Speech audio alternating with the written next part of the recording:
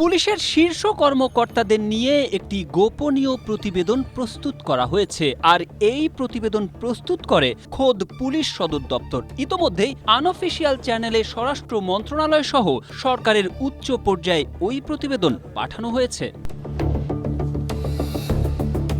Police সুপারদের রাজনৈতিক পরিচয় নিয়ে প্রস্তুতকৃত প্রতিবেদনের ভিত্তিতে মাঠ পর্যায়ে সরকারের আস্থাভাজন কর্মকর্তাদের পদায়ন ইতোমধ্যেই শুরু হয়েছে। প্রতিবেদন অনুযায়ী এখনও এসপি পদে আওয়ামী আমলের সুবিধাভোগী কর্মকর্তাদের একটি অংশ কর্মরত।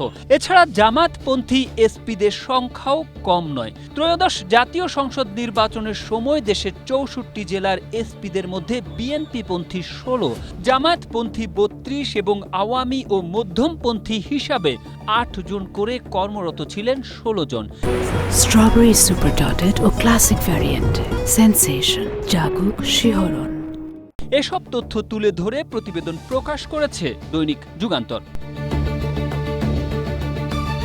পুলিশের ওই প্রতিবেদনে যেসব এসপিকে জামাতপন্থী, আওয়ামী আংশিক সুবিধাভোগী এবং আওয়ামী আমলে পদোন্নতি বঞ্চিত উল্লেখ করা হয়েছে তারা হলেন পাবনার আনোয়ার জাহিদ, রংপুরের মারুফাত হুসাইন, নোয়াখালীর এটিএম মোশাররফ হোসেন এবং পঞ্চগড়ের রবিউল ইসলাম।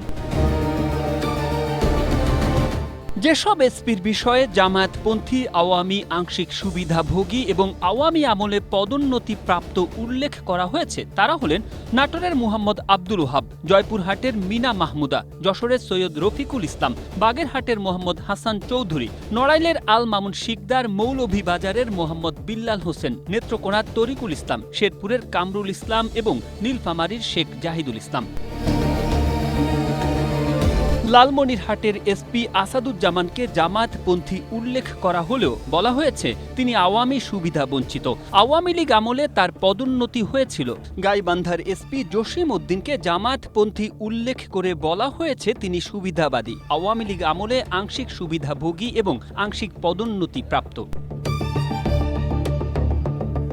পুলিশ সদর দপ্তরের ডিআইজি খন্দকার নাজমুল হাসান যুগান্তরকে বলেন, জেলায় কর্মরত এসপিদের বিষয়ে পুলিশ সদর দপ্তর কড়া নজর রাখছে। তাদের বিষয়ে নানাভাবে তথ্য সংগ্রহ করা হচ্ছে। সার্বিক বিষয় মূল্যায়ন করে ইতোমধ্যে কয়েকটি জেলায় নতুন এসপি দেওয়া হয়েছে। চলমান কাজের অংশ হিসেবে পর্যায়ক্রমে আরও বেশ কয়েকটি জেলায় নতুন এসপি দেওয়া হতে পারে।